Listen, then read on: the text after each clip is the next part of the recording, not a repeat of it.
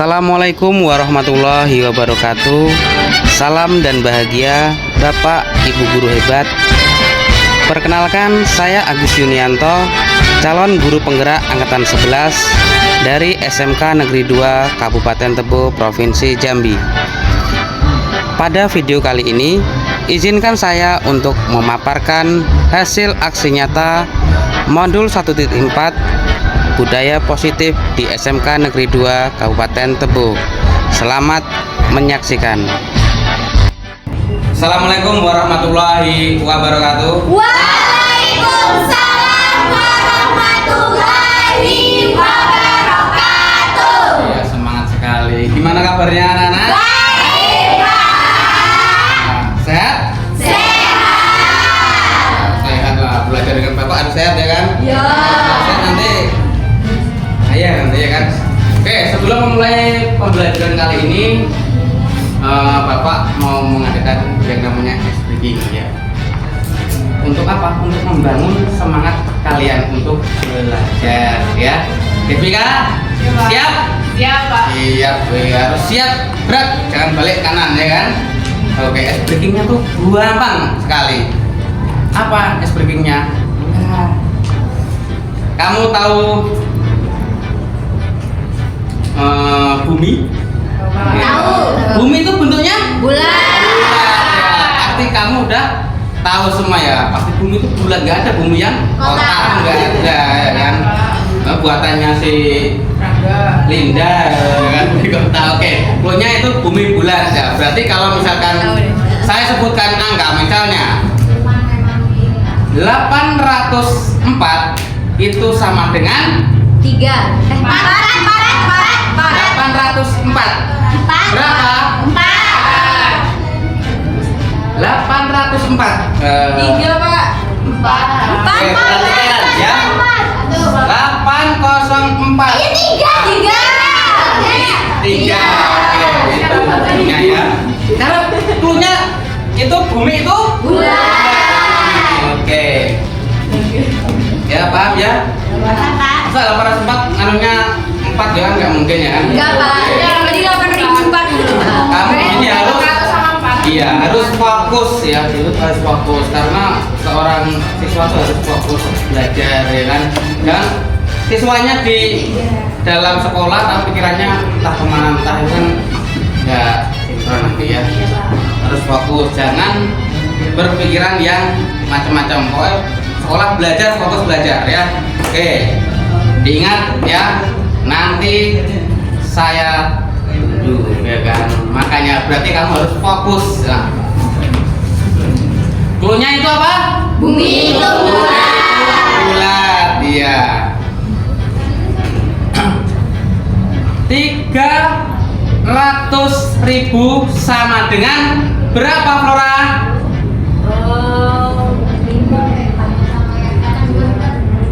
5, Pak. 5. Oke, beri tepuk tangan buat Flora. Oke. Satu lagi untuk sebelah sini udah fokus ya. Kita lempar ke sebelah kiri dulu ya. 258 sama dengan berapa, Lilis?